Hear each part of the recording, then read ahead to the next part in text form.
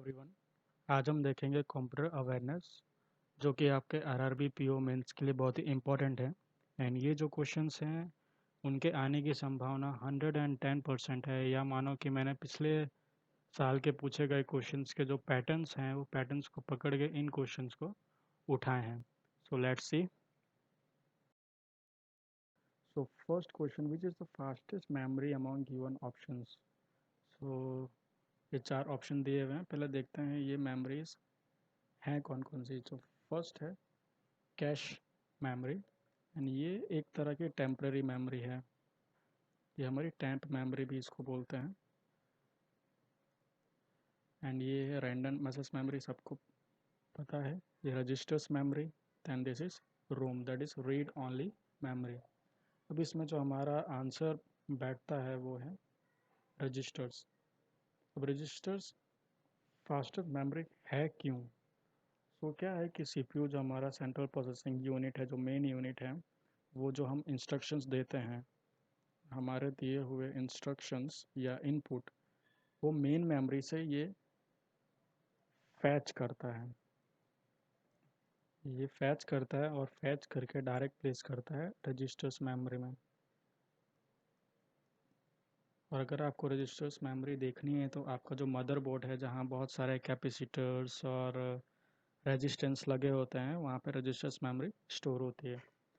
तो register memory करता क्या है कि जो भी इंस्ट्रक्शंस हैं, अगर जब प्रोग्राम रन करना होता है, अगर जो वो इंस्ट्रक्शन वापस चाहिए होते हैं, तो बहुत ही क्विक रिएक्शन से, बहुत ही फास्ट रिएक्शन से रजिस्टर मेमोरी उस इंस्ट्रक्शन को तुरंत सीपीयू को भेजता है वापस। So this is the fastest memory of our computer system. Next, which is the first real mechanical calculator? Which is the first real mechanical calculator? So our answer is Pascal line calculator. And as the name suggests, Pascal, so इनका जो invention किया था उन्होंने वो है bless Pascal. And ये कौन थे? ये फ्रेंच साइंटिस्ट थे एंड मैथमेटिशियन भी थे। एंड इन्होंने 1645 में इसका इन्वेंशन किया था। सो आपको दो क्वेश्चन यहाँ से पूछ सकते हैं। एक है रियल मैकेनिकल कैलकुलेटर, जो कि first, that is Pascal line calculator. और अगर ये भी पूछ सकते हैं कि Pascal line calculator was invented by whom? So you can answer Blaise Pascal. So let's move to the second slide. Next question is, internet was introduced in which of the following computer generation? अब आपको computer generation के बारे में तो पता होगा। हमारी first generation के लिए अभी जो रिसेंट चल रहा है वो है 7th जनरेशन। लेकिन 7th जनरेशन मोस्टली मार्केट में यूज़ हो नहीं रहा है, बहुत रेयर आया है, लेकिन अभी आ गया है, ऐसा है। सो हमारा जो आंसर है वो है 3rd जनरेशन। सो जो इंटरनेट का इंट्रोडक्शन हुआ था वो 3rd जनरेशन में हुआ था। एंड थोड़ी जानकारी ले लेते हैं 3rd जनरेशन के बारे में। 3rd जनरेशन का जो टाइम ड्यूरेशन है वो है 64 to 74। एंड जो टेक्नोलॉजी आई थी 3rd जनरेशन में वो है इंटीग्रेटेड सर्किट। एंड जो 2nd जनरेशन में थी वो है ट्रांजिशन। तो मैं आपको सब बता देता हूँ। फर्स्ट में थी वैक्यूम ट्यूब, जो टेक्नोलॉजी थी, वैक्यूम ट्यूब की टेक्नोलॉजी यूज़ होती थी 1st जनरेशन कंप्यूटर्स में। दैन सेकेंड जनरेशन में यूज़ हुई थी ट्रांजिस्टर्स। ट्रांजिस्टर्स यूज़ हुए थे। एंड थर्ड में, as you all know, IC integrated circuit use हुए थे। एंड 4th जनरेशन में यूज़ हुआ था एमपी। एंड 5th में यूज़ हुआ था एमपी, और एडिशन में आ गया था artificial intelligence, that is AI. So ये आपकी टेक्नोलॉजीज हैं जनरेशन वाइज। एंड अगर लैंग्वेज की बात करें तो 1st जनरेशन में सिर्फ मशीन लैंग्वेज था। 2nd जनरेशन में मशीन प्लस असेंबली था। एंड 3rd जनरेशन में जब आया तो उसमें हाई लैंग्वेज भी ऐड हो गया। एंड जो 4th जनरेशन है आपका, उसमें सिर्फ लो प्लस हाई है। लो प्लस हाई इसमें है, लो प्लस हाई। एंड आपका 5th जनरेशन में भी सेम है, लो प्लस हाई। एंड जो कंसेप्ट था वो है LSI technology, that stands for large scale integration.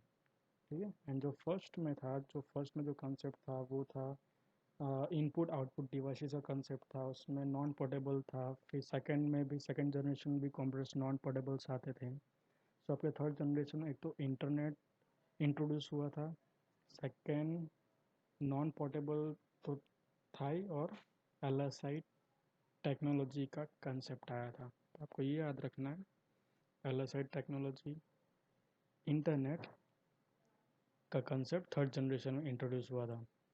And फिर फोर्थ जनरेशन की अगर बात करें तो इसमें जो टेक्नोलॉजी आई थी वो है VLSI। ये है very large scale integration. And जो फिफ्थ जनरेशन में था वो है ULSI। सो याद करना एकदम सिंपल है। Third that is LSI, VLSI and ULSI। That is V and U का फर्क, that is very large and this is ultra large. Okay, so let's move to the next question. आगे है, what is the unit of speed measured in super computers? Super computers, so अगर speed की बात करें, जैसे हमारी net speed होती है, तो उसकी स्पीड हम कैसे मेज़र करते हैं? बोलते हैं KBPS में आ रही है, KB/सेकेंड, या MBPS में आ रही है, दैट इज़ MB/सेकेंड। सो ऐसे ही unit of speed super computers में उसका यूनिट होता है फ्लॉप्स। उसका यूनिट क्या होता है? फ्लॉप्स। फ्लॉप्स, फिर इसका एब्रीविएशन भी पूछ सकते हैं कि इसका फुल फॉर्म क्या होता है। So it is floating point operations पर सेकेंड। एंड अगर आपको सुपर कंप्यूटर्स की बात आई गई है तो देखते हैं first super computer of the world, वो था क्रे 1। एंड क्रे 1 को डेवलप किसने किया था? It was developed by the Cray research company, के research company, and it was developed in 1976। And अगर आप, ये हो गई वर्ल्ड की बात, अब हम करते हैं इंडिया की बात। तो इंडिया का फर्स्ट सुपर कंप्यूटर कब आया था? इंडिया का फर्स्ट सुपर कंप्यूटर आया था 1991 में। कौन लेके आया था? वो लेके आया था CDEC कंपनी है, CDEC लेके आया था। एंड उसका नाम क्या था सुपर कंप्यूटर का? सुपर कंप्यूटर का नाम था परम। अब ये तो हो गई पहले को सुपर कंप्यूटर की बात, लेकिन अभी इंडिया का जो लेटेस्ट 2017 का है सुपर कंप्यूटर, उसमें नया वर्जन है परम युवा 2। That is the latest computer, super computer of India. So let's move to the second question. So which of the following is a set of symbols, keywords and set of rules of construct statement? अब ये एक definition है, क्योंकि exam में कभी कभी definition आती है, क्योंकि हम डेफिनेशन जल्दी पढ़ते नहीं हैं या याद नहीं रखते हैं, लेकिन डेफिनेशन काफ़ी इंपॉर्टेंट होती है। 4-5 डेफिनेशन ऐसे ही पूछ लेते हैं वो। सो इसका आंसर होगा सिंटैक्स। ये जो सिंटैक्स होते हैं वो क्या होते हैं? Set of symbols, keywords and set of rules of to construct statement. अब ये होता क्या है कि ये होता है कि जो हम इंस्ट्रक्शंस होते हैं कंप्यूटर इनपुट करते हैं, लेकिन कंप्यूटर तो समझता क्या है? उसी बाइनरी समझता है। ठीक है, पहले बाइनरी ही समझता, that is G0 and 1 language. So mode of ये हाई लैंग्वेज अभी इंट्रोड्यूस हुआ है फोर्थ एंड फिफ्थ जनरेशन में। तो ये क्या करता है कि जो इंस्ट्रक्शंस होते हैं वो कंप्यूटर और ह्यूमंस के बीच में वो कम्युनिकेशन का माध्यम बनता है। सो ये communicate, so by which humans can communicate instructions to be executed by a computer, that is known as syntax. So let's move to the next. Linux is an example of, so अब Linux है क्या? एक तो सबसे पहली बात ये है OS, ये एक ऑपरेटिंग सिस्टम है। लिनक्स ऑपरेटिंग सिस्टम है, ये आया था यूनिक्स का डेवलप्ड वर्जन बन के। अब ये है क्या, is an example of open source software. हमारा आंसर है ओपन सोर्स सॉफ्टवेयर। अब फ्रीवेयर क्या होता है? फ्रीवेयर वो होता है कि जैसे माइक्रोसॉफ्ट ने कोई ओएस बनाया या कोई एप्लीकेशन बनाई, वो मार्केट में free of cost they the, means उसका बिना लाइसेंस इशू किए ऐसा फ्रीवेयर, मतलब ऐसा फ्री।